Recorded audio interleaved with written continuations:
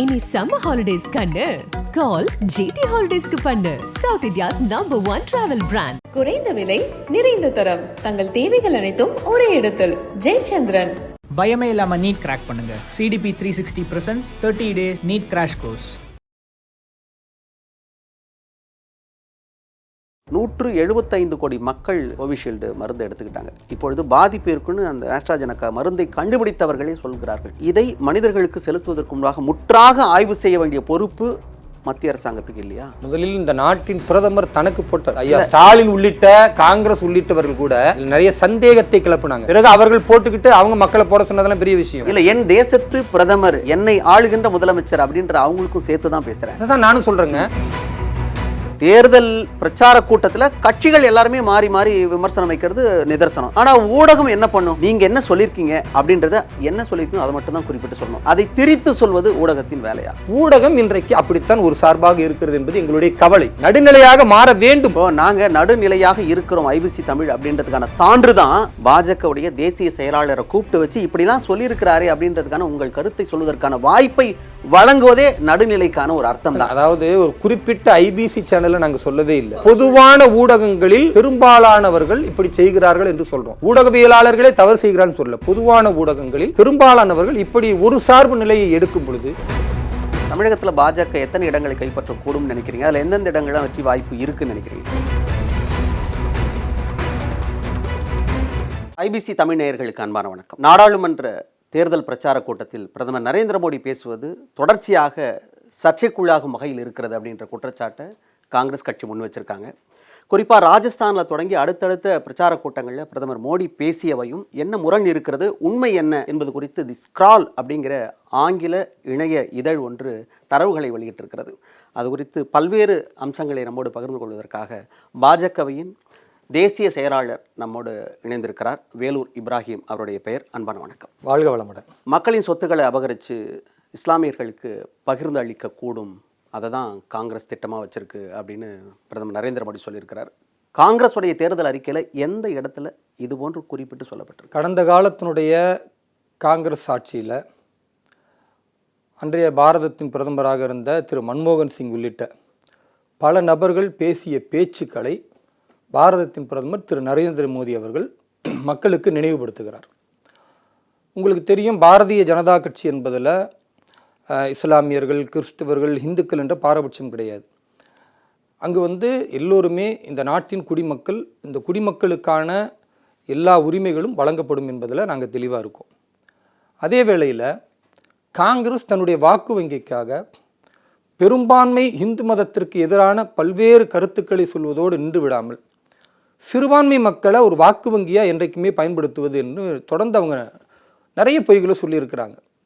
உதாரணத்துக்கு சொல்லணும்னா, நாங்கள் ஆட்சிக்கு வந்தால் சச்சார் கமிஷனுடைய பரிந்துரையை நிறைவேற்றி இஸ்லாமியர்களுக்கு 10% இடஒதுக்கீடு கொடுப்போம். நாங்கள் ஆட்சிக்கு வந்தால் ரங்கநாத் மிஸ்ரா கமிஷனுடைய பரிந்துரையை ஏற்று பிறகு நாங்கள் 10% இஸ்லாமியர்களுக்கு இடஒதுக்கீடு கொடுப்போம். நாங்கள் ஆட்சிக்கு வந்தால் அதே போன்று கிறிஸ்துவ மக்களுக்கு என்னென்ன விஷயங்களை செய்வோம்னு இப்படி நிறைய சொன்னாங்க. ஆனால் அவர்கள் தான் ஆட்சியில் 60 ஆண்டு காலம் இருந்தாங்க. இவர்கள் சொன்ன எதையுமே செய்யலை. தொடர்ந்து பொய்களை சொல்லி சிறுபான்மை மக்களை ஏமாற்றுவது. அதாவது என்ன சொல்லுவாங்கன்னா, வாழைப்பழத்தில் ஒரு ஊசி இறக்குற மாதிரி இவர்கள் கொடுக்குற வாழைப்பழமாக இருந்தாலும் அதில் நஞ்சா ஒரு இரு மதங்களுக்கு மத்தியில் உள்ள பிரிவினையை நிறைய பேசுவாங்க. அது மாதிரி தான் மன்மோகன் சிங் அவர்கள் பேசும் பொழுது கூட என்ன சொன்னார்னா, இந்த நாட்டின் வளங்களில் இஸ்லாமியர்களுக்குத்தான் முன்னுரிமை இருக்கிறது, அவர்களுக்கு முன்னுரிமை தரப்பட வேண்டும் அப்படின்னு பேசினார். ப. சிதம்பரம் இது குறித்து சொல்லியிருக்கிறாரு, சமூக வலைதள பக்கத்தில் சொல்லியிருக்கிறாரு. சிறுபான்மையினருக்கு அப்படின்றத குறிப்பிட்டு சொல்லலை, SC ST இதர பிற்படுத்தப்பட்ட சிறுபான்மையினர் மக்களுக்கு நாட்டின் வளங்களில் முன்னுரிமை அளிக்கப்படும் அப்படின்னு தான் குறிப்பிட்டு பேசினார் அப்படின்றத தெளிவாக எடுத்து சொல்லியிருக்கிறாரு. மன்மோகன் சிங் பேசியதிலும் அதுதான் இருக்கிறது என்பது ஊடகவியலாளனாக நானும் உங்களுக்கு சொல்ல கடமைப்பட்டேன். அதாவது அவர் பேசிய பேச்சு நானும் கேட்டிருக்கேன், பாரதிய ஜனதா கட்சியும் வெளியிட்டிருக்கிறது. ST SC மக்களுக்கும் கொடுப்போம்னு சொல்கிறார். அதை சொல்லும்போது முடிக்கிற நேரத்தில் என்ன சொல்கிறாருன்னா, இந்த நாட்டின் வளங்களில் இஸ்லாமியர்களுக்கு முன்னுரிமை இருக்கிறது அப்படின்னு குறிப்பிடுகிறார். இப்போ நீங்கள் அடிப்படையில் என்ன பார்க்கணும் அப்படின்னு பார்த்தா, SC ST என்பது அது ஒரு மதம் கிடையாது. சரி, ஒரு மதத்தில் பிற்படுத்தப்பட்டவர்கள், பட்டியல்படுத்தப்பட்டவர்கள், அவர்கள் பொருளாதார முன்னேற்றம் இல்லை, கல்வி முன்னேற்றம் இல்லை, அவர்களுக்கு இடஒதுக்கீடு கொடுக்கணும்னா அதில் ஒரு நியாயம் இருக்கு. இஸ்லாமியர்களுக்கு முன்னுரிமை வழங்கப்பட வேண்டும் என்றால் மதத்தின் அடிப்படையில் அவர்களுக்கு முன்னுரிமை வழங்க வேண்டும் என்பதை பாரதிய ஜனதா கட்சி எதிர்க்கிறது. இப்போ நீங்கள் பாரத பிரதமர் திரு நரேந்திர மோடி அவருடைய பேச்சை பாருங்க. பஸ்வந்தா முஸ்லிம்கள் இருக்கிறாங்க இல்லையா, அவர்களுக்கு நாங்கள் முன்னுரிமை தருவோம்னு சொல்றாரு. இது மதத்தின் அடிப்படையில் கிடையாது. இஸ்லாமியர்களில் பிற்படுத்தப்பட்ட இஸ்லாமியர்கள், முன்னேற்றம் அடையாத கல்வியில பொருளாதாரத்தில் பின்தங்கிய இஸ்லாமியர்கள், அவர்களுக்கு நாங்கள் முக்கியத்துவம் தருகிறோம், அவர்களுடைய வாழ்வியல் முன்னேற்றத்திற்கு நிறைய விஷயங்களை கொண்டு வந்து கொண்டிருக்கிறோம் அப்படின்னு சொல்லுவதோடு நிற்காம, அலிகட்டில் அவங்க பேசும்போதே பிரதமர் என்ன சொன்னார், இஸ்லாமியர்களுடைய நீண்ட கால எதிர்பார்ப்பு ஹஜ்ஜி பயணம் என்பது ஒரு பெரிய தொகையை செலவு செய்ய வேண்டியிருந்துச்சு. நான் அந்த சவுதி அரேபியாவுடைய இளவரசரிடத்திலும் மன்னரிடத்திலும் பேசி அவர்களுக்கான அந்த ஹஜ்ஜு கோட்டாவை 2 மடங்கு அதிகப்படுத்தி இன்றைக்கு ரொம்ப இலகுவாக ஒரு ஏழை கூட ஹஜ்ஜு பயணம் சாத்தியமாயிருக்கு. பெண்கள் தனியாக போவது என்பது பெரிய தடையாக இருந்த நிலையை மாற்றி, அதுவும் அந்த மன்னரிடத்தில் பேசி, இளவரசரிடத்தில் பேசி இன்றைக்கு பெண்கள் நிறைய ஹஜ்ஜு பயணத்துக்கு போகிறத பார்க்குறோம். அதே போன்று நீங்கள் பார்த்தீங்கன்னா வீசா என்பது ஒரு பெரிய நெருக்கடியாக இருந்துச்சு. இன்றைக்கு அந்த வீசா ஈஸியாக்குது. அது மட்டும் இல்லாமல் முத்தலாக், இஸ்லாமிய பெண்களுக்கான மிகப்பெரிய வரப்பிரசாதம். சொல்லப்போனால் இதையுமே காங்கிரஸ் எதிர்த்தாங்க, இதையே மற்ற திமுக உள்ளிட்ட கட்சிகள் எதிர்த்தாங்க, இஸ்லாமியர்களும் எதிர்த்தாங்க. அதாவது இஸ்லாமியர்கள் எல்லோரும் எதிர்க்கல, இஸ்லாமியத்தில் மத அடிப்படைவாதிகளாக யார் இருந்தார்களோ அவர்கள் எதிர்த்தாங்க. ஏன்னா பாருங்க, இந்த ட்ரிபிள் தலாக்கில் பாதிக்கப்பட்டது பெண்கள், கை குழந்தைகளோடு பாதிக்கப்பட்டாங்க. திருமணம் முடிந்து 1 வருடம் 2 வருடத்திலேயே அவங்க தங்களுடைய வாழ்வியலை இழந்து மதத்தின் பெயரால் ஏமாற்றப்பட்டார்கள். ஆனால் இஸ்லாமும் அப்படி சொல்லலை. திருக்குரான் சொல்லுகிறது அத்தலாக்கு மர்ரத்தானி, தலாக் என்பது 2 தடைகள் 2 காலகட்டங்களில் விடப்பட வேண்டியது. ஆனால் இன்னைக்கு நீங்கள் இந்தியாவில் பார்த்தீங்கன்னா இந்த 60-70 ஆண்டுகளாக தலாக் தலாக் தலாக்குன்னு சொன்னால் அந்த பெண் நடுத்தரவில் நிற்கணும். அவங்க நீதிமன்றத்துக்கு போனால் நீதி கிடைக்காது, காவல்துறையினிடத்தில் போனால் காவல் நிலையத்தில் நீதி கிடைக்காது. அப்போ இந்த மாதிரி பாதிக்கப்படக்கூடிய பெண்களுக்கு முத்தலாக் தடை சட்டத்தை கொண்டு வந்ததின் மூலம் இந்த பாரதத்தில் உள்ள 10 கோடி இஸ்லாமிய பெண்களுக்கு பாதுகாப்பாக பாரத பிரதமர் திரு நரேந்திர மோடி இருக்கிறார். இதெல்லாம் அவர் செய்து கொண்டே இருக்கும் பொழுது இஸ்லாமியர்களை விமர்சிக்கிறார் என்பதை அவர் ஏற்கல. அவர் என்ன சொல்றாருன்னா, இஸ்லாமியர்களில் பிற்படுத்தப்பட்ட மக்களுக்கு நாங்களும் செய்து கொண்டிருக்கிறோம், அதை மதத்தின் பெயரால் இல்லை, அந்த மதத்தில் பின்தங்கியவர்களுக்கு உதவி செய்வது. அதனால தான் நீங்கள் பார்த்தீங்கன்னா சென்ற வருடம் பட்ஜெட்டில் 3093 கோடி ரூபா ஒதுக்கணும். எதுக்கு ஒதுக்குனாங்க? சிறுபான்மை மக்களுக்கு அக்கறை இல்லை, ஒதுக்க தேவையில்லைன்னா ஒதுக்கவே தேவையில்லை தானே, நீங்கள் எல்லோரும் அப்படியே சமமாக இருந்துக்குங்கன்னு சொல்லலாம். எல்லா நலத்திட்டங்களிலும் சிறுபான்மை மக்களாக இருக்கிற இஸ்லாமியர்கள் 30% பயனடைகிறாங்க. இந்த நாட்டில் பெண்களுடைய வாழ்க்கையை காப்பாற்றும் விதமாக அவர்கள் பாதிக்கப்படக்கூடாது என்பதற்காக இது போன்ற முன்னெடுப்புகள் எடுத்திருக்கிறாங்க. இது யார் எடுத்தாலும் வரவேற்கக்கூடியது. நீங்க சொன்ன மாதிரி குறிப்பிட்ட மாதிரி மதம் நீங்க சொல்றீங்க இல்ல, அதான் அதுக்குள்ளவும் அந்த பெண்களும் பாதிக்கப்படக்கூடாது என்பதற்கு, அதாவது எந்த சாதி மதத்தை பிரிச்சு பார்க்கல பாஜகன்னு சொல்ல வரீங்க. நாங்க மதத்தை அடிப்படையாகவே கொள்ளலங்க. திமுகவும் காங்கிரசும் சொல்லுகிறது முத்தலாக்ன்றது இஸ்லாமத்துல விடுவிச்சிருக்கிறோம், விடுவிச்சிருக்கீங்க. அதான் அப்ப பெண்கள் பாதிக்கப்படக்கூடாது என்பதில் பாஜக உறுதியா இருக்கு, நீங்க சொல்றீங்க, அதை ஏத்துக்கிறோம். ஆனா மன்மோகன் சிங் பேசாத ஒன்றை பேசியதாக தெரிவித்து கூறுவது எந்த விதத்தில் நியாயம் என்றதான கேள்வியா இருக்கு. நாங்க தெளிவா சொல்றோம்ல, இல்ல அவர் பேசியது SC ST பேசுகிறார் என்றால் அது மதம் அல்ல. திரும்பவும் நான் சொல்றதை நீங்க புரிஞ்சுக்கணும். அது ஒரு மதத்தில் பட்டியல்படுத்தப்பட்ட பொருளாதாரத்தில் கல்வியில நலிவடைந்தவர்களை அவர்களை தூக்கி விடுவதற்கான இடஒதுக்கீடு என்று பேசினால் அது நியாயம். இஸ்லாமியர்களுக்கு இந்த நாட்டின் வளங்களில் முன்னுரிமை அளிக்கப்பட வேண்டும் என்றால் இஸ்லாமியர்கள் என்பது ஒரு மதம். நீங்க என்ன சொல்லியிருக்கணும்? இப்ப நாங்க சொல்றோம்ல, நாங்களும் பேசுறோம், பாரதிய ஜனதா கட்சி பேசுகிறது. பாரத பிரதமர் திரு நரேந்திர மோடி அவர்கள் எங்களை போன்ற சிறுபான்மை மக்களுக்கு சொல்றாங்க, பஸ்வந்தா முஸ்லிம்கள், அதாவது ஏழை எளிய முஸ்லிம்கள், கல்வியில பொருளாதாரத்தில் பின்தங்கியவர்கள் இருப்பாங்க, அவர்களுக்கு பிற்படுத்தப்பட்ட இஸ்லாமிய மக்களாக இருக்கக்கூடியவர்களுக்கு உதவி செய்வது வேறு, இஸ்லாமியர்களுக்கு நாங்கள் இடஒதுக்கீடும் வளங்களையும் அள்ளித்தருகிறோம் என்பது வேறு. இதை யாருமே ஏற்றுக்கொள்ள மாட்டாங்க. இஸ்லாமியர்கள் அவர் குறிப்பிட்டே சொல்ல, சிறுபான்மையினர் சொல்லும் போது அவர்களை குறிப்பதாக நீங்க எடுத்துக்கலாம். நான் என்ன கேட்கிறேன்னா, SC ST பிரிவினர், இதர பிற்படுத்தப்பட்ட எல்லாரையும் சேர்த்து சொல்லிட்டு கடைசியா அவர்களுக்கும் சொல்லி நாட்டின் வளங்களில் அவர்களுக்கு முன்னுரிமைன்னு சொன்னதுல என்ன தப்பு இருக்கு? இல்ல, நீங்க சமாளிக்கிறீங்க. அந்த வீடியோ தயவு செய்து பாருங்க. அதில் அவர் என்ன இருக்கோ அத நான் சொல்றேன். அதில் அவர் முஸ்லிம்கள் என்று சொல்லுகிறார். நான் சொல்றேன், சரி, வீடியோவை நான் பார்த்திருக்கேன். சரி, நாங்க என்ன சொல்றோம்னா, முஸ்லிம்களுக்கான இடஒதுக்கீடு என்பதை பாரதிய ஜனதா கட்சி ஏற்றுக்கொள்ளாது. முஸ்லிம்களில் கல்வியில பொருளாதாரத்தில் பிற்படுத்தப்பட்ட சில மக்கள் இருக்கிறார்களா, அந்த பிற்படுத்தப்பட்ட மக்களுக்கு நீங்கள் பட்டியலிடுங்க. அந்த மக்களை நாங்கள் வாழ்வியல் ரீதியாக முன்னேற்றுவதற்கு என்ன செய்ய முடியுமோ அதை பாரதிய ஜனதா கட்சியோ அல்லது மத்திய அரசு செய்யும்.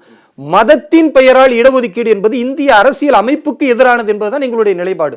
அதனால மதத்தின் பெயரால் வாக்கு வங்கியை செலுத்துற காங்கிரஸ் சொல்லக்கூடிய இந்த பொய்களை நாங்க எதிர்க்கிறோம். அது இஸ்லாமியர்களை எதிர்ப்பதாக நீங்கள் கருதினால் அது தவறாக புரிந்து கொள்கிறீர்கள் என்பதுதான் எங்கள் நிலைப்பாடு. ஒரே ஒரு தெளிவுக்காக சொல்லிடுது, ஊடகவியலாளனாக குறிப்பா ஐவிசி தமிழோட நோக்கம் என்னன்னா, எந்த கட்சியும் தாங்கி பிடிக்க வேண்டிய அவசியம் எங்களுக்கு இல்லை. உண்மை என்னவோ அது மக்களுக்கு சென்று சேர வேண்டும் என்பதுதான் எங்களோட நோக்கம். இப்ப அடுத்த ஒரு விஷயத்துக்கு வரும். ஊடுருவற்காரர்கள், ஊடுருவுபவர்கள் அப்படின்ற சொல்ல பயன்படுத்தியிருக்கிறாரு பாரதிய ஜனதா கட்சி சேர்ந்தவர் பிரதமர் நரேந்திர மோடி. ஒரு உயர் பொறுப்பில் இருப்பவர் இப்படி பேசலாமான்னு ஒரு கேள்வி இருக்கு. அடுத்த கட்டமாக நாடாளுமன்றத்தில் பல முறை மத்திய அரசாங்கம் சொல்லியிருக்கிற சட்டவிரோதமாக குடியேறியவர்கள் பற்றிய தரவுகள் எங்களிடம் இல்லை அப்படின்னு சொல்லும் பொழுது ஊடுருவல்காரர்கள், ஊடுருவவர்கள் அப்படின்ற சொல் சொல்லியிருக்கலாமா? பாரத பிரதமர் திரு நரேந்திர மோடி அவர்கள் ராஜஸ்தானில் பேசிய அந்த பேச்சுக்களை தான் நீங்கள் குறிப்பிடுறீங்க. பொதுவாக திரு நரேந்திர மோடி அவர்கள் இந்த 10 ஆண்டு காலத்தில் பேசிய எந்த பேச்சா நீங்கள் எடுத்து பார்த்தாலும் திட்டமிட்டு அது இஸ்லாமியர்களுக்கு எதிராக பேசுகிறார் அப்படின்னு தான் இங்கே இருக்கக்கூடிய காங்கிரஸோ திமுகவோ அல்லது பிற மாநிலங்களில் பாரதிய ஜனதா கட்சி எதிர்க்கிற கட்சிகள் தொடர்ந்து அதை ஒரு வகைப்படுத்துகிறார்கள். ஒரு உதாரணம் சொல்கிறேன். சிட்டிசன்ஷிப் அமெண்ட்மெண்ட் ஆக்ட் அப்படின்னு ஒன்று கொண்டு வந்தோம். CAA. ஆமாம். அது யாருக்காக கொண்டு வந்தது? வெளிநாடுகளில் 3 நாடுகளில் இஸ்லாமிய நாடுகளில் இருக்கிற அங்கே இருக்கிற சிறுபான்மை மக்கள் அகதிகளாக வழிபாடு செய்ய முடியாமல் பாதிக்கப்பட்டு தங்களுடைய சொத்துக்கள் சூறையாடப்பட்ட நிலையில் இந்த தேசத்தில் நீண்ட காலமாக 25 ஆண்டுகள் 30 ஆண்டுகள் அகதிகளாகவே வாழ்ந்து கொண்டு இருக்கிறார்கள். அந்த மக்களுக்கு ஒரு குடியுரிமை தர வேண்டும். 2014 டிசம்பர் வரைக்கும் உள்ள ஒரு கணக்கெடுப்பு எடுத்து அதிலிருந்து அவங்களுக்கு குடியுரிமை தரணும் அப்படின்னு கொண்டு வந்த சட்டம் அது. இதில் இஸ்லாமியர்களுக்கு என்ன பாதிப்பு வந்தது? எதுவுமே பாதிப்பு நாடுகள்னு சொல்றதுல தான் இல்லைங்க. அது இஸ்லாமிய நாடுகள் என்று தங்களை அறிவித்துக் கொண்டிருப்பது தானே, அது மாற்று கருத்து இல்லைல்ல. அப்போ அங்கே சிறுபான்மை மக்களாக வேறு மதத்தினர் தானே இருப்பாங்க. அங்கே இஸ்லாமியர்களே சிறுபான்மையாக இருப்பாங்களா? இருக்க மாட்டாங்கல்ல. பெரும்பான்மை இஸ்லாமியர்கள் இருக்கக்கூடிய அந்த நாட்டில், தங்கள் இஸ்லாமிய நாடு என்று அறிவித்திருக்கிற நாட்டில் அங்கும் இன்னைக்கு இந்துக்கள் இருக்கிறாங்க. பாகிஸ்தானில் இருக்கிறாங்க, பங்களாதேஷில் இருக்கிறாங்க. ஆனால் சில ஆயிரம் மக்கள், சில லட்சம் மக்கள் அங்கு வாழ முடியாமல் அங்கு இருக்கக்கூடிய பெரும்பான்மைவாதத்தால் மிகப்பெரிய அளவிற்கு இழிவுக்குள்ளாகி சொத்துக்கள் சூறையாடப்பட்டு மத அடிப்படையில் அவர்கள் மிகப்பெரிய மோசமான சூழலை சந்திக்கும் பொழுது வேறு வழி இல்லை. அவங்களுடைய தாய் பூமி இது, இந்த பூமிக்கு வராங்க. அப்பவும் காங்கிரஸ் 25, 30, 40 வருஷமாக அவங்களை அகதிகளாக வைத்திருக்கிறது. அந்த மக்களுக்கு குடியுரிமை தருகிறோம் அப்படின்னு சொன்னதில் திட்டமிட்டு என்ன பிரச்சாரம் பண்ணாங்க பார்த்தீர்களா? இஸ்லாமியர்களை இந்த நாட்டை விட்டு திரட்டப் போகிறார்கள், இஸ்லாமியர்களுக்கு மட்டும் குடியுரிமை இல்லை என்று தவிர்க்கிறார்கள், இஸ்லாமியர்களுக்கு இங்கே மோடி ஆட்சி வந்த பிறகு இனி ஆபத்து இருக்கிறது. திட்டமிட்ட பிரச்சாரம் தானே. இதில் எங்குமே இஸ்லாமியருக்கு பாதிப்பு இல்லைன்னு பேசுகிற காங்கிரஸுக்கு தெரியும், திமுகவிற்கு தெரியும், அதை ஆதரிக்கிற அத்தனை கட்சிகளுக்கும் தெரியும். ஆனாலும் கூட சிறுபான்மை மக்களின் வாக்கு வங்கிக்காக இந்த பொய் பிரச்சாரத்தை செய்தது யார்? காங்கிரஸ் கட்சியினர் தான். இன்னைக்கு நீங்கள் சொல்றீங்க நரேந்திர மோடி பொய் சொல்லிட்டாரான்னு. அவர் பொய் சொல்லலை. நிதர்சனத்தை அன்னைக்கும் பேசுறாரு, இன்னைக்கும் பேசுறாரு. நாங்கள் நிதர்சனத்தை பேசுறது வலிக்குதுன்னா வேறு வழி இல்லை. இனி வரக்கூடிய காலங்களில் இந்த மக்கள் ஏற்றுக்கொள்ளக்கூடிய ஒரு உண்மையை நாங்கள் சொல்லித்தான் ஆக வேண்டும். கடந்த காலங்களில் பொய்யை நீங்கள் ஒரு பிம்பப்படுத்தி வைத்திருக்கிறீர்கள், அதை நாங்கள் உடைத்து கொண்டு இருக்கிறோம். சில பேருக்கு வலிக்கலாம், சில பேருக்கு பாதிப்பு ஏற்படலாம், சில சமூகத்திற்கு மனவேதனை இருக்கலாம். ஆனால் உண்மையை புரிந்து கொண்டால்தான் நிதர்சன வாழ்க்கையில் அவர்கள் செல்ல முடியும். ஏன்னா இனி எதிர்காலம் அப்படித்தான் இருக்கும். புதிய பாரதத்தை படைக்க போகிறோம். அப்போ நாங்கள் என்ன சொல்கிறோம்னா, CAAவில் ஒரு பிரச்சனையும் இஸ்லாமியர்களுக்கு இல்லை, ஆனால் திட்டமிட்டு இஸ்லாமியர்களுக்கு எதிராக மோடி வருகிறார் அப்படின்னு சொன்னீங்க. அதே மாதிரி இப்போ UCC கொண்டு வரோம்னு நாங்கள் அறிவிச்சிருக்கிறோம். பொது சிவில் சட்டத்தை கொண்டு வரோம். பார்த்தீர்களா? இஸ்லாமியர்களுக்கு ஆபத்து. என்ன ஆபத்து? வாங்க பேசுவோம்னு நான் கேட்குறேன். இஸ்லாமியர்களை 4 கல்யாணம் பண்ண விடாமல் மோடி தடுக்கிறார். இங்கே யாருங்க 4 கல்யாணம் இஸ்லாமியர்கள்? நீங்கள் இப்போ வச்சிருக்கிற அந்த தரவுகள் எல்லாமே இஸ்லாமியர்களை தாங்கி பிடிக்கின்ற, அவர்களையும் சமமாக பாவிக்கின்ற ஒரு மனசு பாஜகவுக்கு இருக்குன்னு சொல்றீங்க. அதிகமாக பிள்ளை பேரை பெற்றுக்கொள்பவர்கள் அப்படின்னு குறிப்பிட்டு அந்த கருத்துக்கு வரேன். நான் ஏன் இதெல்லாம் சொல்லிட்டு வரேன்னா, அப்போ நாங்கள் நல்ல விஷயங்களை சொன்னால் கூட அதை எப்படி ஜோடிக்கிறாங்க? பொது சிவில் சட்டத்தை பேசினால் இஸ்லாமியர்களுக்கு எதிரானது. ஆனா நான் சொன்னது பிரதமர் சொன்னதையே எடுத்து அதை நான் வரப்போறேன். இதையும் பிரதமர் தானே சொன்னாரு. சிஏஏ யார் பேசினா? பிரதமர் தான் பேசினாரு. ஆர்டிகல் 370 நீக்கியது யார் பேசினா? பிரதமர் முன்மொழிந்தா பிறகு அமித்ஷா அவர்கள் அந்த பாராளுமன்றத்தில் அதெல்லாம் தேர்தல் பிரச்சாரத்துல பெரிய அளவுக்கு எதிரொலிக்கலையே. இப்படி சொன்ன இந்த சொல் எதிரொலிச்சு. அன்னைக்கு நான் சொல்றது எதிரொலித்ததா இல்லையா? அது பேசி விவாதம் நடந்து நிறைய கடந்து வந்து நான் எதுக்கு இதை சொல்றேன்னா, நீங்க கடந்த காலத்தை ஒப்பிட்டு பார்த்தாதான் இன்றைய பிரதமருடைய பேச்சோட நீங்க அதை சரி காண முடியும். இப்ப எனக்கு தொடர்புபடுத்தி சொல்லுங்க. இப்ப நான் என்ன சொல்றேன்னா, சிஏஏவை கொண்டு வரும் பொழுது அன்றைக்கு கண்மூடித்தனமாக எதிர்த்து எப்படி மதவாதத்திற்காக காங்கிரசும் திமுகவும் ஆதரவளித்ததோ, ஆர்டிகல் 370 கொண்டு வரும் பொழுது காஷ்மீர் மக்களுக்கு, உண்மையான இஸ்லாமிய மக்களுக்கு அது பாதுகாப்பாக இருந்தாலும் மறுபடி காங்கிரஸாக இருக்கட்டும் அல்லது திமுக உள்ளிட்ட கட்சிகள் எப்படி பாஜக இஸ்லாமியர்களுக்கு எதிரானது என்று பிம்பப்படுத்தியதோ, சிஏஏ கொண்டு வரும் பொழுது எப்படி காங்கிரஸும் திமுகவும் இதர இந்த இந்தி கூட்டணியும் இஸ்லாமியர்களுக்கு எதிராக கொண்டு வருகிறது என்று பொய் பிரச்சாரத்தை முன்னெடுத்தார்களோ, அப்படித்தான் ராஜஸ்தான் மாநிலத்தில் பாரத பிரதமர் திரு நரேந்திர மோடி பேசியதை திட்டமிட்டு அவர்கள் வேறு கருத்துக்கு திசை திருப்புறாங்க. அவர் என்ன பேசினார்? இஸ்லாமியர்கள் நிறைய குழந்தை பெற்றுக் கொண்டு இருக்கிறார்கள் அப்படின்னு நிறுத்தி இருந்தா நீங்க சொல்ற கருத்துல நானுமே உடன்படுவேன். சரி, அவர் அடுத்த கருத்தை சொல்றார். அதை யாரை சொல்லுகிறான்னு குறிப்பிடுகிறார். ஊடுருவற்காரர்கள் வருகிறார்கள், நிறைய குழந்தைகளை பெற்றுக் கொண்டிருக்கிறார்கள், அவர்களால் இந்த தேசத்தின் வளங்கள் பறிக்கப்படுகிறது, அதை நீங்கள் ஏற்றுக்கொள்வீர்களா? அப்ப நல்லா நீங்க புரிஞ்சுக்கணும். ஹிந்துக்கள் ஏற்றுக்கொள்வீர்களான்னு கேட்டார் அவரு. அப்படி கேட்கல, திரும்பவும் புரிஞ்சுக்கணும். இஸ்லாமியர்கள் நிறைய குழந்தை பெற்றுக்கிறாங்கன்னா இஸ்லாமியர்கள் மட்டுமே இங்கே நிறைய குழந்தை பெற்றுக்கல. இந்தியாவில் உள்ளதை பார்த்தீங்கன்னா ஹிந்துக்கள்ல 3 பிள்ளைங்க உள்ளவங்க இருக்காங்க, 5 பிள்ளைங்க இருக்கிறாங்க. சரி, அப்ப யாரை குறிப்பிட்டு தான் சொன்னார்? அப்ப யாரை குறிப்பிடுகிறார் என்றால், பாகிஸ்தானில் இருந்தும் பங்களாதேஷில் இருந்தும் இந்த தேசத்தில் ஊடுருவி இந்த தேசத்திற்கு எதிரான பல்வேறு சதிச்சைகளை செய்து, குறிப்பாக ரோஹிங்கியா முஸ்லிம்கள் என்று பர்மாவிலிருந்து அவர்கள் ஊடுருவி அவர்களால் மிகப்பெரிய பிரச்சனையை இந்த பாரதம் சந்தித்துக் கொண்டிருக்கிறது. சமாளிக்கல, முடிக்கிறேன். நாங்கள் சொல்றோம். அது மட்டுமல்ல, நாங்கள் மிக தெளிவாக சொல்றோம், மேற்கு வங்கமாக இருக்கட்டும், அஸ்ஸாமா இருக்கட்டும், இங்கெல்லாம் ஊடுருவல்காரர்கள் அதிகமாக இருக்கிறார்கள். அவர்கள் இஸ்லாமியர்களாக இருந்தாலும் நாங்கள் எங்கள் மண்ணின் மைந்தர்களாக நாங்கள் இஸ்லாமியர்கள் பார்ப்போமே தவிர அவர்கள் ஊடுருவல்காரர்கள் தான். ஆனால் இங்கே ஒரு நோய் என்ன இருக்குன்னா, இங்கே உள்ள இஸ்லாமிய அமைப்புகள்லாம் அந்த இஸ்லாமியர்களை நாங்கள் எங்கள் நாட்டு குடியுரிமையை கொடுக்கறது என்ன தப்புன்னு கேட்குறாங்க. நான் கேட்குறேன், இந்தியாவில் உள்ள இஸ்லாமியர்களுக்கு சவுதி அரேபியா குடியுரிமை தருமா? துபாய் குடியுரிமை தருமா? நீங்க ஒரு நாள் விசாவை தாண்டி இருந்தீங்கன்னா உங்களை அரெஸ்ட் பண்ணி உடனே நாடு கடத்திடுவாங்க. அப்ப இஸ்லாமிய நாடுகள், இஸ்லாம் எங்கு தோற்றுவிக்கப்பட்டதோ அந்த நாட்டில் நீங்கள் ஒரு இந்திய குடிமகனாக இருந்து போனாலே உங்களை அனுமதிக்க மாட்டான். உங்களை முஸ்லிம்னு பார்க்க மாட்டான், உங்களை இந்தியன்னு பார்ப்பான். அப்படித்தானே பார்க்குறோம். அப்போ நாங்கள் வழிபாடு செய்கிற முறை வேண்டுமானால் அங்கே இருக்கிற பாகிஸ்தான் பங்களாதேஷ் முறையாக இருக்கலாம், அரபுகளின் முறையாக இருக்கலாம். ஆனால் என் மண், என் கலாச்சாரம், என் பாரதத்தின் உரிமையை பகிர்வதற்கு எனக்கு உரிமை இருக்கிறது. நான் இந்த மண்ணில் பிறந்தேன், எனக்கு உரிமை இருக்கிறது. எங்கோ இருந்து வந்த ஊடுருவல்காரராக இருக்கிற பங்களாதேஷில் உள்ளவர்களுக்கும் பாகிஸ்தானில் உள்ளவர்களுக்கும் நாங்கள் இடமளிக்க முடியாது. ஏன் முடியாது? பாகிஸ்தான் கொடுத்தா என்ன அப்படின்னா, பாகிஸ்தானால தானங்க இந்த நாடு இவ்வளவு கொடுமைகளை சந்தித்து கொண்டிருக்கிறது. எல்லை தாண்டிய பயங்கரவாதமாக இருக்கட்டும், இங்க இருக்கக்கூடிய தீவிரவாதிகளை ஊக்குவிப்பதாக இருக்கட்டும், இங்க இருக்கக்கூடியவர்கள் மூளைச்சலவை செய்து அங்கு கொண்டு போய் பயிற்சி கொடுப்பதாக இருக்கட்டும், இதெல்லாம் செய்யறது யார் செய்யறா? அமெரிக்கா செய்தா? லண்டன் செய்தா? பாகிஸ்தானும் பங்களாதேஷில் உள்ளவர்களால் தான் பாதிக்கப்பட்டு கொண்டிருக்கும் பொழுது இந்த ஊடுருவல்காரர்களுடைய தேவை நமக்கு இருக்கிறதா? நமக்கு கிடையாது. அதனால் அவர்களுக்கு நம்முடைய வளத்தை, நம்முடைய சொத்தை, இந்த தேசத்தில் உள்ள 140 கோடி மக்கள் இருக்கிறாங்கல்ல, இவர்களுடைய வளங்களை நீங்கள் கொடுக்க போகிறீர்களா அப்படின்னு கேட்டார்.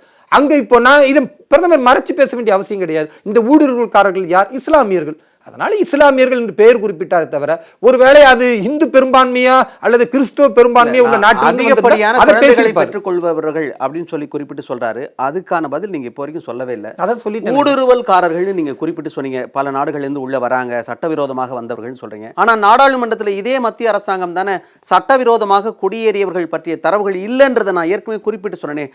அப்படி இருக்கும் பொழுது அப்போ முரணா இருக்குல்ல. முன்ன நீங்க நாடாளுமன்றத்தில் என்ன சொன்னீங்க, பிரச்சார கூட்டத்தில் என்ன சொல்றீங்க? ரெண்டுத்துக்கு முரணா இருக்கு. அதுக்கான தெளிவு தான் கேட்கிறேன். அதாவது புள்ளி விவரத்தின் அடிப்படையில் இத்தனை லட்சத்து, இத்தனை ஆயிரத்து, இந்த நம்பர் அப்படின்னு நீங்க பார்லிமெண்ட்ல பேசணும். அப்படிப்பட்ட தரவுகள் இல்ல. அப்படிப்பட்ட தரவுகள் இன்றைக்கு கணக்கெடுக்கப்பட்டு கொண்டு இருக்கிறது. அதுக்கு தான் சிஏஏ நம்ம கொண்டு வந்திருக்கோம். அப்புறம் என்ஆர்சி வரும். அது என்ஆர்சி வரும்போது அதில் கரெக்டாக அந்த தரவுகளை கொண்டு வருவோம். அதை தான் நாங்கள் கொண்டு வர போறோம். மீண்டும் அதை கொண்டு வரும்போது வழக்கம் போல காங்கிரஸ் சொல்லும், பார்த்தீர்களா இஸ்லாமியர்களுக்கு குடியுரிமை பறிக்கிறார்கள். அப்போ நாங்க என்ன சொல்றோம்? ஊடுருவி வந்திருக்கிறார்கள், லட்சக்கணக்காக வந்திருக்கிறார்கள். அதனால் மிகப்பெரிய பிரச்சனையை அஸ்ஸாமாக இருக்கட்டும், மேற்கு வங்கமாக இருக்கட்டும், அந்த பார்டர் மாநிலங்கள் எங்கெல்லாம் பாகிஸ்தான் பங்களாதேஷினுடைய அந்த பார்டரை பங்கிட்டுக் கொள்கிறதோ இந்தியாவில் உள்ள மாநிலங்கள், அதிலெல்லாம் மிகப்பெரிய அளவிற்கு பாதிப்பை அங்குள்ள அந்த மண்ணின் மக்கள் சந்தித்து கொண்டு இருக்கிறார்கள். அதனால் பெரிய கலவரங்கள் வெடிக்கிறது. மணிப்பூர் கூட அப்படித்தான், அந்த பிரச்சனையை தான் சொல்லுவோம். அப்போ இந்த காரணங்கள் தீர்க்கப்பட வேண்டும். நிறைய பேர் வந்திருக்கிறாங்க, அது என்ஆர்சியில் முறையாக கணக்கிடப்படும். இல்லை, மணிப்பூர் நீங்கள் குறிப்பிட்டு சொன்னீங்கன்னா ஏன் இப்போ வரைக்கும் வந்து பிரதமர் நரேந்திர மோடி அந்த இடத்துக்கு போயிட்டு கள ஆய்வுக்காக ஒரு தடவை போகலை அப்படின்ற ஒரு கேள்வியும் இருக்கு. அதை பற்றி பேசணும்னா போயிட்டே இருக்கு. இப்போ தேர்தல் பிரச்சார கூட்டங்களில் பேசுறது திரும்ப நான் அதான் சொல்றேன். அதாவது கணக்கீடு என்பது எடுத்துக்கொள்ளப்பட வேண்டும். அதுக்காக என்ஆர்சி என்பது இருக்கிறது, அதை விரைவில் கொண்டு வருவோம். இது ஒரு பார்ட். ஊடுருவி இருக்கிறார்களா? ஊடுருவி இருக்கிறார்கள். லட்சக்கணக்கான மக்கள் பங்களாதேஷ்ல இருந்து பாகிஸ்தான்ல இருந்து ஊடுருவி இருக்கிறாங்க. அவர்களால் இந்த தேசத்தில் பிரச்சனை இருக்கிறது. அவர்கள் அகதிகளாக வாழலாமே தவிர இந்த நாட்டின் மண்ணின் மைந்தர்களாக அவர்கள் வாழ முடியாது என்பதால் இங்குள்ள இஸ்லாமியர்கள் முதல்ல தெளிவு பெற வேண்டும். அவங்க முஸ்லீம்னு அதனால ஆதரிக்கிறேன்னு சொன்னா, நீ முஸ்லீம் அதனால சவுதி அரேபியா ஆதரிப்பானா? ஆதரிக்க மாட்டான்ல. அப்போ உனக்கு ஒரு சட்டம், அவர்களுக்கு ஒரு சட்டம் இருக்கக்கூடாது. என் மண்ணுக்கு நான் விசுவாசமா இருக்கணும். இவ்வளவுதான். அதனால பிரதமர் அவர்கள் ரொம்ப தெளிவாக சொல்லியிருக்கிறார். இஸ்லாமியர்கள் குழந்தை பெற்றிருக்கிறார்கள் என்பதோடு நிறுத்தி இருந்தால் நீங்க சொல்ற வாதம் இருக்கும். இந்துக்களை 3 பிள்ளை பக்கலையா, கிறிஸ்தவர்கள் 3 பிள்ளை பக்கலையா, வெறும் இஸ்லாமியர்கள் தான் பெருக்கிறார்களா அப்படின்னு. இன்னும் சொல்ல போனால் இன்னைக்குள்ள இஸ்லாமியர்கள் 2 பிள்ளைக்கு மேலே பெக்கிறதுக்கு பயப்படுறாங்க. ஏன்னா பொருளாதாரம், அவர்களுடைய வாழ்வியல் முன்னேற்றம் இல்லை, ரொம்ப வறுமையில் இருக்கிறாங்க. இதெல்லாம் சிரமங்கள் இருக்கு. விதிவிலக்க ஒரு அது எல்லா மதங்கள்லையும் இருக்கு. ஆனால் இந்த ஊடுருவல்காரர்கள் என்று பிரதமர் சொல்லுவது நிதர்சன உண்மை. ஊடுருவல்காரர்கள் பாகிஸ்தானிலிருந்து பங்களாதேஷில் வந்தவர்கள் இஸ்லாமியர்களாக இருக்கிறார்கள் என்பதும் உண்மை. அதை அவர் சொல்லுவதை ஒட்டுமொத்த இந்தியாவில் உள்ள இஸ்லாமியர்களை கொச்சைப்படுத்துகிறார்னு இங்க பிரச்சாரத்தை திட்டமிடுகிறார்கள். அதை முறையடிச்சிருவோம். மீண்டும் காங்கிரஸ் ஆட்சிக்கு வந்தால் தாலியை கூட விட்டு வைக்க மாட்டார்கள் அப்படின்னு பிரதமர் மோடி சொல்றாரு. மங்கள் சூத்திரம் அப்படின்னு சொல்றாரு. அதை தவிர்த்திருக்கலாமோ? அதெல்லாம் கூட குறிப்பிட்டு அப்படி பேசுறதுக்கு என்ன காரணம்? காங்கிரஸ் எங்கேயாவது ஒரு இடத்துல உங்களுடைய தாலி முதற்கொண்டு நாங்கள் வந்து ஆய்வுக்கு உட்படுத்த போறோம்னு சொல்லியிருக்காங்களா? அதாவதுங்க, ஒரு செய்தியை பேசும் பொழுது அதை எலாபரேட்டா பேசுறதுன்னு இருக்கு, மேம்போக்காக பேசுவதுன்னு இருக்கு. காங்கிரஸை பொறுத்த வரைக்கும் உங்களுடைய சொத்துக்களை நாங்கள் வந்து கணக்கிடுவோம் என்று சொல்வதாக இருக்கட்டும், எக்ஸ்ரே அப்படின்றது அந்த சொல்லு, அதில் சொத்துக்களை கணக்கிடுவதாக இருக்கட்டும், அல்லது உங்களுடைய சொத்துக்களில் புதிய வரி விதிப்பு முறை இருக்கு இல்லையா, கடந்த காலத்தில் இந்த வரி விதிப்பை நாங்கள் கொண்டு வருவோம்னு சொன்னதாக இருக்கட்டும், இதெல்லாம் பிரதமர் எப்படி பார்க்குறாருன்னா, வெறும் இருக்கப்பட்டவனுக்கு மட்டுமே இல்லை, இல்லாத மக்களுக்கும் அது பொருந்துமே. ஒரு தங்கம் என்பது தாலியில் இருக்கிற தங்கமும் அது வந்து சொத்து தானே, அது அவருடைய பொருளாதாரத்தில் உள்ளது தானே. அது நாளைக்கு அதையும் அவர்கள் கணக்கிட்டால் அது என்ன நிலைக்கு மாறும்? அவர்கள் அதுக்கு தயங்க மாட்டாங்க. கடந்த காலத்தில் காங்கிரஸ் இந்த தேசத்தையே பிளவுபடுவதற்கு ஆதரவு தெரிவித்த ஒரு கட்சி அது. இந்த தேசத்தில் சீனா போன்ற ஒரு வல்லாதிக்கம் என்று அவர்கள் சொல்லிக் கொண்டிருக்கும் பொழுது அவர்களை பல லட்சம் சதுர பரப்பளவு உள்ள நம்முடைய மண்ணை பறிகொடுத்தவர்கள் அவர்கள். அதெல்லாம் செஞ்சவங்க இதை செய்ய மாட்டாங்கன்றது இல்லை. இது எக்ஸ்ட்ராடனரி, இதை செய்வதற்கும் துணிவார்கள் என்பதை அந்த மக்களுக்கு விழிப்புணர்வு பிரச்சாரம் செய்கிறாரே தவிர அதை வந்து பாருங்களேன் தாலியை வரைக்கும் பேசுறாருன்னா பேசலாம். அரசியல் தானுங்க. அரசியல்ல ஒரு மக்களை விழிப்புணர்வு ஒரு எல்லை இல்லையா? தேர்தல் ஆணையம் சொல்லிருக்கு, பொறுப்பான ஒரு இடத்துல இருக்கிறீங்க, நீங்களாம் வந்து அந்த பொறுப்பை உணர்ந்து பேச வேண்டும். தேர்தல் ஆணையம் சொல்லியிருக்காங்க. தேர்தல் ஆணையம் இது இப்போ ஒரு பேசுனது 2 பேருக்கு தான் சொல்லியிருக்காங்க. பாஜகவை சேர்ந்த பிரதமர் நரேந்திர மோடிக்கும் சொல்லியிருக்காங்க, ராகுல் காந்திக்கும் சொல்லியிருக்காங்க. ஏன்னா இந்த தரப்புலேருந்து குற்றச்சாட்டு முன் வச்சிருக்காங்க. வடக்கு தெற்கு என்ற பிரிவினையை தூண்டும் விதமாக பேசியிருக்கிறார் ராகுல் காந்தி அப்படின்ற ஒரு குற்றச்சாட்டு முன் வச்சிருக்காங்க. தேர்தல் ஆணையம் 2 பேருமே 29ஆம் தேதி 11 மணிக்குள்ள அப்படின்னு சொல்லி ஏற்கனவே சொன்னாங்க. அப்படி சொல்லும்போது உயர்ந்த பொறுப்பில் இருக்கும் நீங்கள் பொறுப்பை உணர்ந்து பேச வேண்டும் அப்படிங்கிற சொல்ற அளவுக்கு ஒரு பிரதமரை வச்சுக்கணுமா? எதிர்கட்சியை சேர்ந்த அவருக்கும் ராகுல் காந்திக்கும் அதே தான். ஒரு பொறுப்பில் இருக்கும்போது ஒரு எல்லைக்குள் பேசுவது அப்படின்றத வச்சுக்க வேண்டாமா? தேர்தல் ஆணையம் சொல்லுகிறது என்பது ஒரு பொதுவான அறிவுரை. அது காமன். அது பிரதமருக்கு மட்டுமல்ல, அது ராகுல் காந்தி மட்டுமல்ல, அது எல்லோருக்குமானது. அது நாங்கள் வரவேற்கிறோம். சரியா? அதே நேரத்தில் நாங்கள் பேசிய கருத்து என்பது இந்த தாலி வரைக்கும் காங்கிரஸ் செல்லுவதற்கு தயாராக இருக்கும் என்ற ஒரு நிலையை நாங்கள் உணர்கிறோம். நாங்கள் உணர்வதை மக்களிடத்தில் வெளிப்படுத்துகிறோம். அதை திரு நரேந்திர மோடி அவர்கள் வெளிப்படுத்துகிறார். சரி, கிராமப்புறங்களில் உங்களுக்கு 2 வீடு இருந்தால் ஒரு வீடு அபகரிக்கப்படும் அப்படின்லாம் குறிப்பிட்டு சொல்றாரு தேர்தல் பிரச்சார கூட்டத்தில். எங்கேயாவது ஒரு அறிக்கையில் ஏதாவது ஒரு வரியாவது உங்களுடைய சொத்துக்களில் 2 வீடு இருந்தால் ஒரு வீடை வந்து காங்கிரஸ் எடுத்துக்கும் அல்லது அரசுடைமையாக்கும் அப்படின்னு ஏதாவது ஒரு இடத்துல சொல்ல பாருங்க. தேர்தல் பிரச்சாரத்தை பொறுத்த வரைக்கும் வரிக்கு வரி எல்லாம் வந்து அப்படி பேச முடியாதுங்க. ஒரு எலெக்ஷன் கேம்பெயின் போது நிறைய விஷயங்களை பேசுவோம். நிறைய விஷயங்களை மக்களிடத்தில் சொல்லும் பொழுது அந்த மக்கள் புரிந்திக்கிற ஒரு பாஷை இருக்கும்ல, அந்த லோக்கல் பாஷைன்னு இருக்கும். அந்த மாதிரி சில விஷயங்களை பேசுவோம். அந்த மாதிரி அவர் சொல்லும் பொழுது இந்த சொத்தை எக்ஸ்ரே பண்ணுவாங்க, இல்லை சொத்தை அவர்கள் கணக்கீடு செய்து பறித்துக் கொள்வார்கள் என்ற நிலை வரும்பொழுது, உதாரணத்துக்கு ஒரு 2 வீடு இருக்குன்னா உங்கள் ஒரு வீடை பறிச்சுட்டா என்ன ஆகுது? நீங்கள் கஷ்டப்பட்டு சம்பாதிச்ச சொத்து போகும் பொழுது அதை நீங்கள் எப்படி ஏற்றுக்கொள்வீர்கள் அப்படின்னு அந்த மக்கள் நீங்கள் எல்லாரும் படித்த மக்கள்னு புரிஞ்சு கொள்ளக்கூடாது. கரெக்டாக அந்த வரியை சொல்லி இந்த வரியில் புரிந்து கொள்வதற்கு பெரும்பாலும் அவர் பேசின ராஜஸ்தான், மத்திய பிரதேசம், பீகார்லாம் கல்வியில் பின்தங்கிய மாநிலம். அந்த மக்களுக்கு அவன் புரிந்து கொள்ளக்கூடிய அளவிற்கு நீங்கள் பேசணுமே தவிர, காங்கிரஸுடைய தேர்தல் அறிக்கையை நேரடியாக எடுத்துக்கொண்டு இந்த தேர்தல் அறிக்கை இதை சொல்கிறது, இதை உங்களுக்கு புரிகிறதான்னு கேட்டால் அந்த மக்களுக்கு புரியாது. அப்போ எளிய மக்களுக்கு புரிந்து கொள்வதற்கான பிரச்சாரத்தை திரு நரேந்திர மோடி அவர்கள் முன்னெடுக்கிறார். அந்த முன்னெடுப்பு காங்கிரஸுக்கு பயத்தை ஏற்படுத்துகிறது. அவங்க என்ன சொல்றாங்க, இந்த வரியில் உள்ளதை பேசல, அந்த வரியில் உள்ளதை பேச வேண்டாம், அந்த வரியால் வரும் ஆபத்து என்ன, அதனால் மக்களுக்கு என்ன பாதிப்பு என்பதை அவங்க புரிந்து கொள்ளக்கூடிய எளிய முறையில் பேசுறாரு. அது மக்களிடத்தில் ரீச் ஆகுது. மக்கள் அதை பார்த்துப்பாங்க. எடுத்து சொல்ற விஷயத்தை நீங்க சொன்ன மாதிரி வரிக்கு வரி விளக்கம் கொடுக்க முடியாது. எடுத்து தேர்தல் பிரச்சாரத்தில் இப்படி தான் இருக்கும்ட்டீங்க. பிரதமர் நரேந்திர மோடி சில தினங்களுக்கு முன்னாடி சொல்றாரு, தேர்தல் அறிக்கை, காங்கிரஸுடைய தேர்தல் அறிக்கை வெளிவந்து 10 தினங்கள் வரைக்கும் நான் அமைதியா இருந்தேன், ஊடகங்கள் அதில் இருக்கின்ற உண்மையை எடுத்து சொல்லும் அப்படின்னு நான் பார்த்திருந்தேன், உள்ளே புதைந்திருக்கின்ற கருத்துக்களை எடுத்து சொல்லும் அப்படின்னு நான் காத்திருந்தேன், ஆனால் ஊடகங்கள் அப்படி சொல்லலை, அதன் காரணமாக உள்ளே புதைந்திருக்கிற சில விஷயங்களை நான் எடுத்து சொல்ல வேண்டிய நிர்பந்தத்திற்கு ஆளாக்கப்பட்டேன்னு சொல்றாரு. ஊடகவியலாளனா நானுமே கேட்குறேன், ஒரு அறிக்கையில் என்ன சொல்லியிருக்கோ அதை தானே நாங்கள் சொல்ல முடியும். இப்போ தேர்தல் பிரச்சார கூட்டத்தில் கட்சிகள் எல்லாருமே மாறி மாறி விமர்சனம் வைக்கிறது நிதர்சனம். ஆனால் ஊடகம் என்ன பண்ணும், நீங்கள் என்ன சொல்லியிருக்கீங்க அப்படின்றத என்ன சொல்லியிருக்கீங்க அதை மட்டும் தான் குறிப்பிட்டு சொல்லணும். அதை திரித்து சொல்வது ஊடகத்தின் வேலையா? உண்மையாகவே வருத்தத்திற்குரிய விஷயம் என்னென்னா, பெரும்பாலான ஊடகங்கள் இன்றைக்கு என்ன கருத்தோ அந்த கருத்துக்கு எதிராக பேசக்கூடிய ஒரு மனநிலையில் இருக்கிறது. நான் கடந்த காலத்தில் சொன்னேன், நீங்கள் பாருங்கள், ஊடகம் நினைத்திருந்தால் சிட்டிசன்ஷிப் அமெண்ட்மெண்ட் ஆக்டில் எந்த பிரச்சனையும் இஸ்லாமியர்களுக்கு இல்லைன்னு மிக தெளிவாக ஊடகம் சொல்லியிருக்க முடியும். ஆனால் ஊடகங்கள் அப்படி சொல்லலை. இன்றைக்கு வரைக்கும் பல சேனலில் நடக்கிற விவாதங்களை பார்த்தா, ஒரு பாமர இஸ்லாமியன் பார்த்தால் ஐயோ இவ்வளோ பாதிப்பு இருக்குதா அப்படின்னு பயப்படுற அளவுக்கு இருக்குது. அந்த நடுநிலையாளர் கூட அப்படி இருக்குதா அப்படி தான் அவர் கிரியேட் பண்ணுறாரே தவிர, ஊடகம் இன்றைக்கு அப்படித்தான் ஒரு சார்பாக இருக்கிறது என்பது எங்களுடைய கவலை.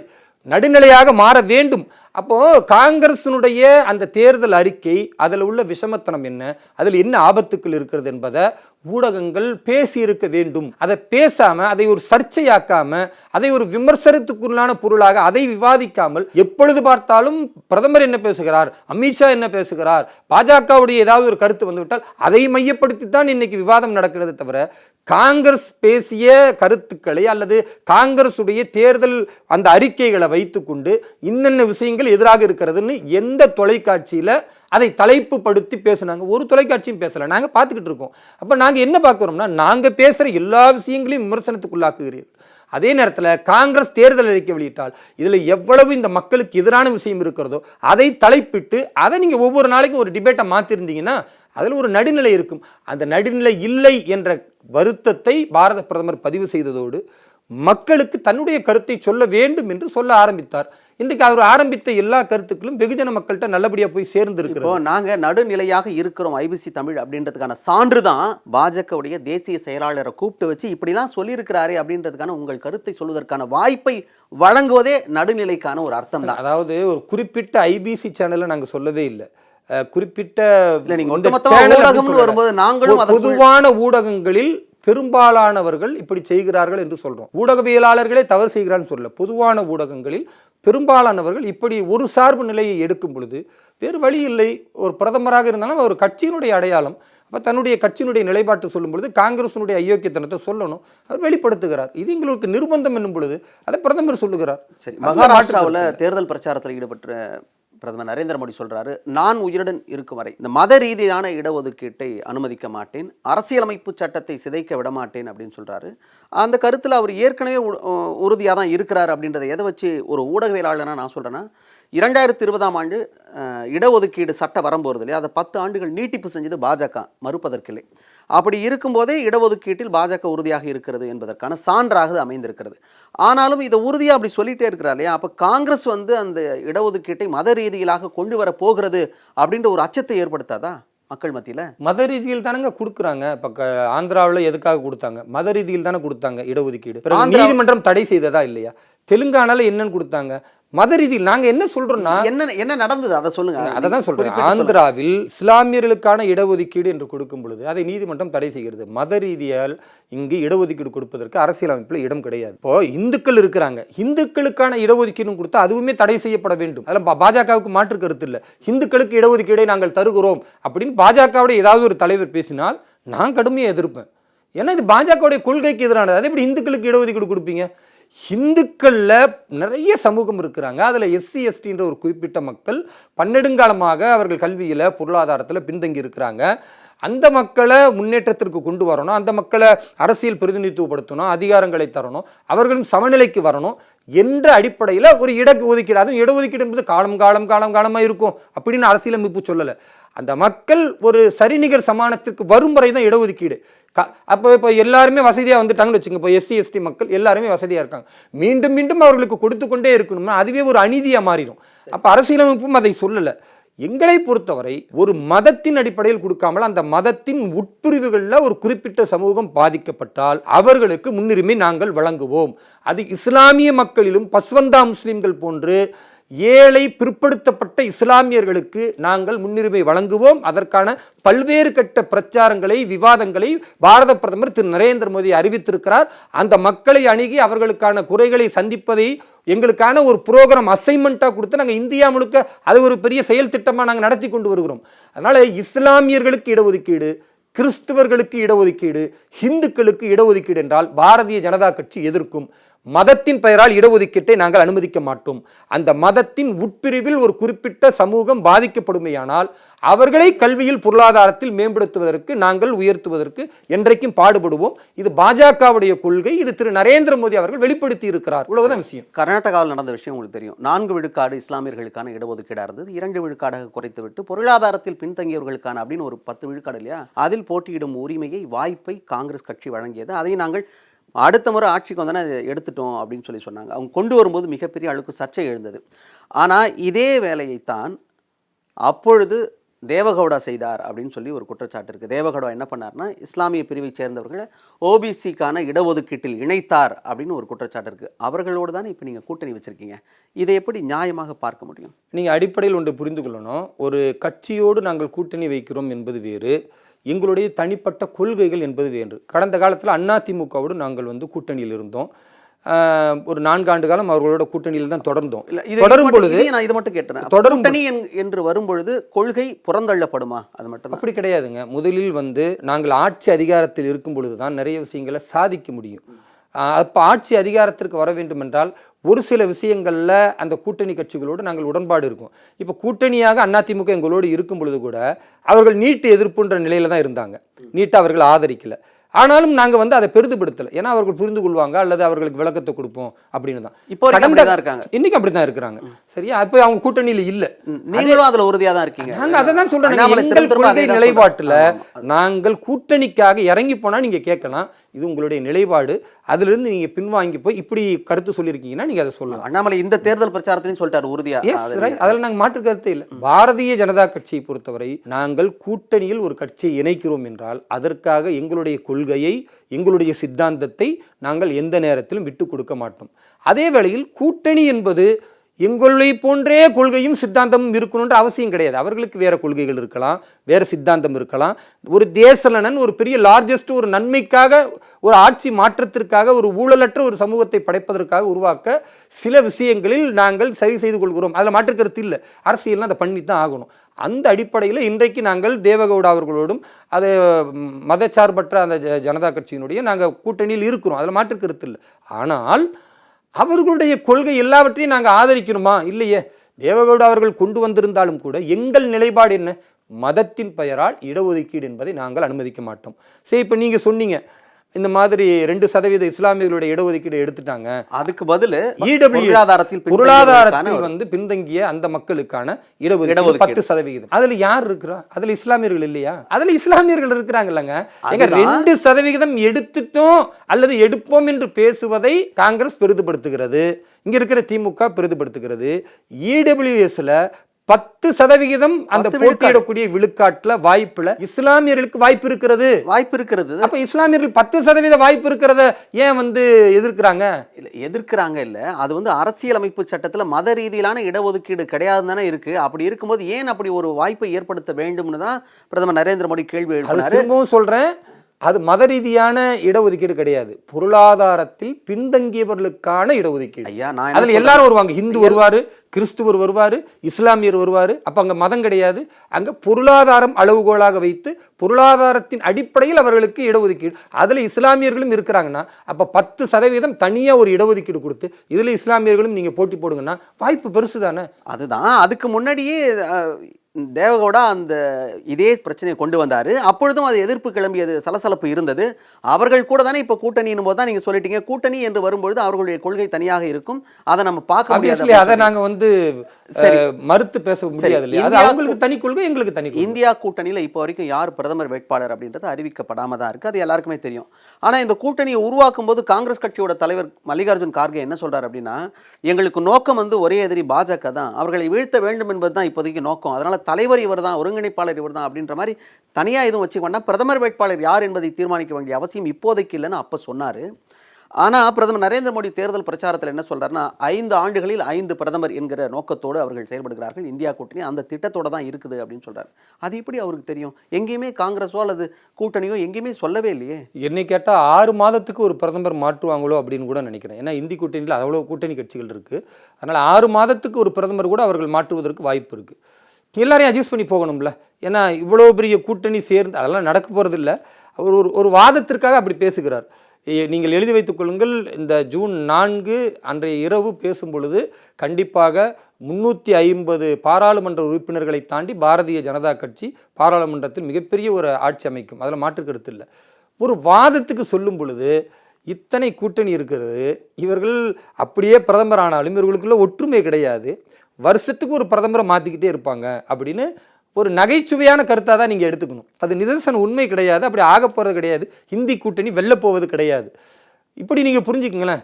நீங்கள் கார்கே சொன்னார் நாங்கள் ஒற்றுமையாக இருக்கணும், எங்கே ஒற்றுமையாக இருக்கிறாங்க?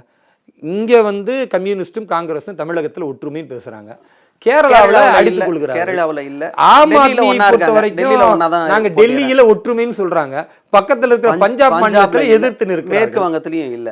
அப்ப இது கூட்டணியா இல்ல கூட்டு புரியலா? இல்ல அதுல கூட ஒரு விமர்சனம் இருக்கு. இப்ப மம்தா பானர்ஜி ஒரு சட்டமன்ற உறுப்பினர் கூட இல்லாத காங்கிரஸுக்கு 2 இடங்கள் எப்படி தர முடியும்னு கேட்டாங்க. அப்புறம் தனியாவே போட்டியிடதா உறுதியாச்சு, எல்லாமே இப்போ வரைக்கும் தனித்து தான் களம் காண்கிறாங்க, அது வேற விஷயம். ஆனா ரகசியமாக ஒரு உடன்பாடு இருக்கிறது. மேற்கு வங்க முதலமைச்சர் அப்படி தனியா போட்டியிடும் போது பாரதிய ஜனதா கட்சிக்கு சாதகமாகத்தான் இருக்கும்னு ஒரு கருத்து முன்வைக்கப்படுது. எப்படி பாக்குறீங்க? உண்மையாகவே இது இந்தி கூட்டணி தானங்க சிந்திக்கணும்.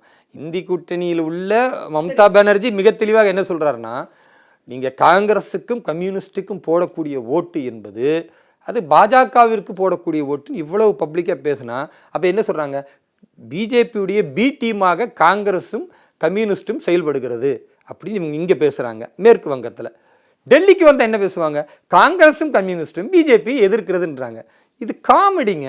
அப்போ இந்த மாதிரியான ஒரு காமெடியை, ஒரு நகைச்சுவையை தான் பிரதமர் பேசுகிறார். இந்த மாதிரி இருக்கக்கூடியவர்களை இந்த மக்கள் புரிந்து கொள்ள வேண்டும் என்பதற்காக அவங்க ஸ்டைலில் வருஷத்துக்கு ஒரு பிரதமர் மாத்திர நிலைமை தான் இவங்க நிலைமைன்ற. கேரளாலையும் தனித்து, அதுவும் குறிப்பாக வயநாடு போட்டியிடுறதுனால அதே இடத்துல கம்யூனிஸ்ட் கட்சியை சேர்ந்த ஆனி ராஜா போட்டிடுறாங்க. அப்போ கடுமையான விமர்சனங்களை காங்கிரஸ் மேலே வைக்கிறாங்க. இதெல்லாம் இருக்குது. டெல்லியை பொறுத்த வரைக்கும் ஒட்டுமொத்தமாக 7 நாடாளுமன்ற தொகுதிகள் இருக்குது. 4 இடத்துல ஆம் ஆத்மி போட்டிடுறாங்க, 3 இடத்துல டெல்லி போட்டிடுறாங்க. இது போன்ற அவர்கள் கூட்டணி வச்சு போட்டியிடுறதுனால பாஜகவுக்கு பின்னடைவுன்னு வச்சுக்கலாமா? நிறைய இடத்துல பிரிஞ்சு போட்டிடுறாங்க, அதெல்லாம் விட்டுரும். பிரிந்து அல்லது சேர்த்து போட்டிடுறதா எந்தெந்த இடத்துலாம் பாஜகவுக்கு சாதகமாக இருக்கும்னு நினைக்கிறீங்க? இன்றைக்கு நீங்கள் சொல்லக்கூடிய டெல்லியிலிருந்து காலையில் தான் நான் வந்தேன். கடந்த 3 நாட்கள் டெல்லியில் தான் எங்களுடைய தேர்தல் பிரச்சாரத்தினுடைய யுக்திகள், ஏன்னா எல்லாருமே தேர்தலுக்கான பதிவு செய்து கொண்டு இருக்கிறாங்க. ஒவ்வொரு வேட்பாளருமே அவர்கள் நாமினேஷன் பண்ணிக்கிட்டு இருக்கிறாங்க. நான் ஒரு வேட்பாளருடைய நாமினேஷன்லையுமே கலந்துக்கிட்டோம். நாங்கள் அங்கே உள்ள சூழல் எப்படி இருக்குன்னு பார்த்தீங்கன்னா, இந்த பொருந்தாத கூட்டணியை புரிந்து வைத்திருக்கிறார்கள். டெல்லியை பொறுத்த வரைக்கும் அந்த மக்கள் தெளிவாக இருக்கிறாங்க, படித்த மக்கள், விவரமாக இருக்கிறாங்க. அவர்கள் இந்த காங்கிரஸ் அதே போன்று ஆம் ஆத்மி இந்த 2 கட்சிகளுமே பக்கத்தில் இருக்கிற பஞ்சாபில் எதிர்த்து கொண்டு இங்கே இவர்கள் கைகோர்க்கிறார்கள் என்றால் இது பொருந்தாத கூட்டணி, சந்தர்ப்பவாத கூட்டணி என்பதை டெல்லியில் இருக்கக்கூடிய மக்கள் புரிந்திருக்கிறார்கள். இரண்டாவது, இந்த மதுபான கொள்கை முறைகேடு என்பது மிகப்பெரிய அளவிற்கு கேஜ்ரிவாலையும் அவங்களுடைய அமைச்சரவையினுடைய இமேஜை கெடுத்திருக்கிறது. மிஸ்டர் கிளீன் என்று அவர் தன்னை எப்படி பிம்பப்படுத்தினாரோ அதற்கு நேர்மாறாக அவருடைய செயல்பாடு இருக்கிறது. ரொம்ப எளிமையான ஒரு முதலமைச்சர் என்று தன்னை முன்னிறுத்தினார்.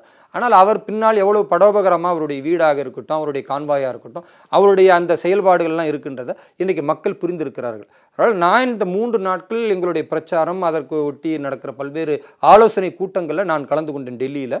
இன்றைக்கி காலையில் தான் டெல்லியிலிருந்து வந்தேன். என்னை பொறுத்தவரை இந்த முறை 7 பாராளுமன்ற தொகுதிகளையும் டெல்லியில் நிச்சயமாக பாஜக வெல்லும். இந்த ஆம் ஆத்மி காங்கிரஸ் சந்தர்ப்பவாத கூட்டணி ஊழல் முறைகேடுகளை நிகழ்த்தி கொண்டிருக்கிற ஆம் ஆத்மி, கடந்த காலத்தில் நிகழ்த்திய காங்கிரஸ் 2 பேரையும் மக்கள் புறந்தள்ள தயாராக இருக்கிறார்கள். நிச்சயம் டெல்லி பாஜகவின் கோட்டையாக மாறும். லண்டனில் நீதிமன்றத்தில் வழக்கு வருது. கோவிஷீல்டு யாரெல்லாம் எடுத்துக்கிட்டாங்களோ அவர்களுக்கு பாதிப்பு ஏற்படும் அப்படின்றத ஆஸ்ட்ராஜெனக்கா உறுதிபட சொல்லியிருக்கிறாங்க. கொரோனா தொற்று வந்த காலத்தில் ஒரு மருந்து வராதான்னு எதிர்பார்த்து காத்திருந்தோம். ஒட்டுமொத்தமாக கண்டுபிடிச்ச பிறகு பல நாடுகளுக்கு நாமளே கொடுத்தோம். 175 கோடி மக்கள் கோவிஷீல்டு மருந்து எடுத்துக்கிட்டாங்க. இப்பொழுது பாதிப்பு இருக்குன்னு அந்த ஆஸ்ட்ராஜெனக்கா மருந்தை கண்டுபிடித்தவர்களே சொல்கிறார்கள். மக்கள் மீது ஒரு ஊசியை போடும்போது 90 விழுக்காடு மக்கள் இந்தியாவில் தடுப்பூசி எடுத்துக்கிட்டாங்க. 2த்தையும் சேர்த்து, கோவிஷீல்டு 2த்தையும் சேர்த்து தான்.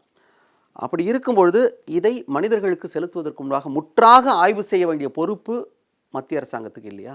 அதாவது பல்வேறு கட்ட ஆய்வுகளுக்கு பிறகு முதலில் இந்த நாட்டின் பிரதமர் தனக்கு போட்டார்.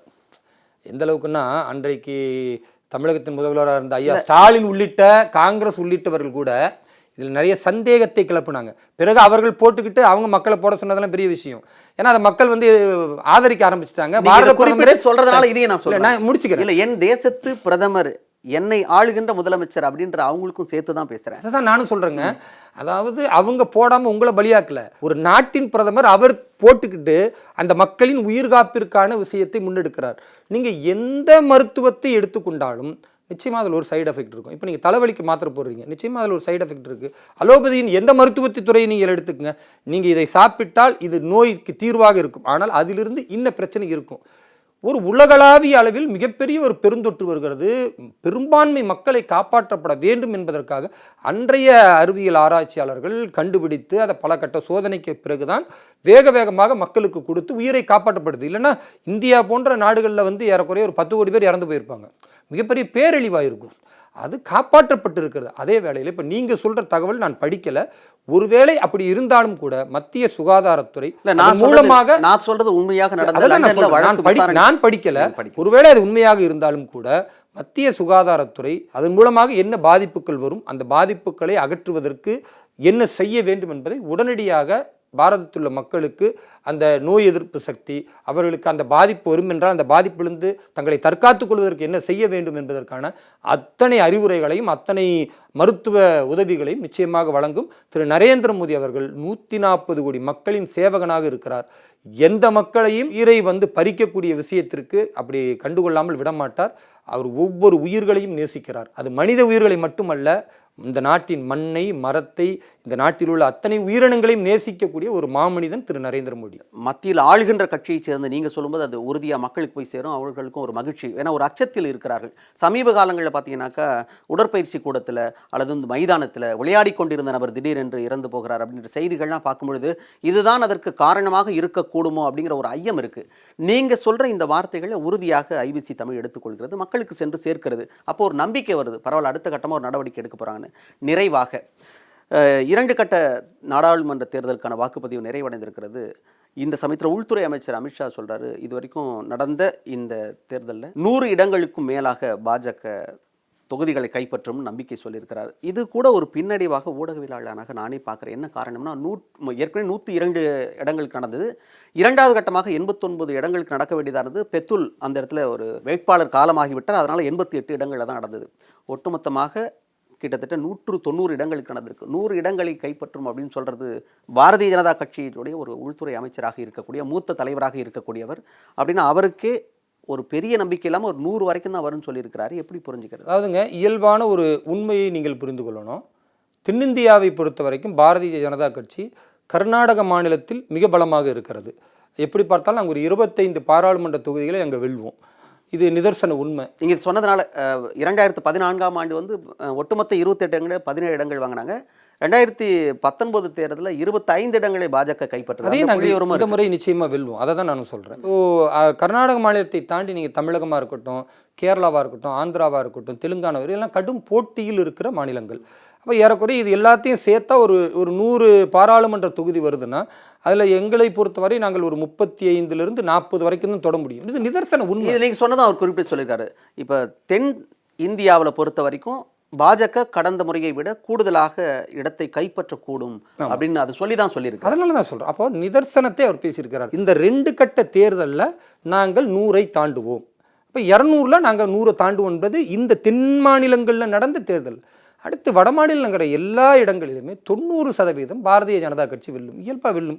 மத்திய பிரதேசம், ராஜஸ்தான், பீகார், சத்தீஸ்கர், ஜார்க்கண்ட், அங்கிட்டு இருக்கிற மணிப்பூர், திரிபுரா, வடகிழக்கு மாநிலங்களாக இருக்கட்டும், குஜராத்தாக இருக்கட்டும், மகாராஷ்டிராவாக இருக்கட்டும், கம்ப்ளீட் ஸ்வீப் நாங்கள் தான் பண்ண போகிறோம். அப்போ எனக்கு இந்த தமிழகம் மட்டும் சொல்லுங்களேன். தமிழகத்தில் பாஜக எத்தனை இடங்களை கைப்பற்றக்கூடும்னு நினைக்கிறீங்க? அதில் எந்தெந்த இடங்கள்லாம் வெற்றி வாய்ப்பு இருக்குன்னு நினைக்கிறீங்க?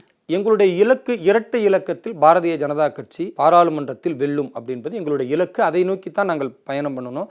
நான் ஒரு நட்சத்திர பேச்சாளராக பாரதிய ஜனதா கட்சியில் அடையாளப்படுத்தப்பட்டு தமிழகம் முழுக்க பிரச்சாரத்தை நான் மேற்கொண்டேன். அதில் மக்கள்கிட்ட நல்ல எதிர்பார்ப்பு இருக்கிறது. கண்டிப்பாக வாக்கு வங்கி எங்களுக்கு இந்த முறை மிகப்பெரிய அளவுக்கு உயரும். நாங்கள் முடிச்சுக்கிறேன். அதில் எந்த மாற்று கருத்தும் இல்லை. வெற்றி என்பது நாங்கள் அந்த இரட்டை இலக்கம் 10க்கும் மேற்பட்ட இடங்களை வெல்வோம் அப்படின்ற அந்த இலக்கில் தான் நாங்கள் வேலை செஞ்சுருக்கிறோம்.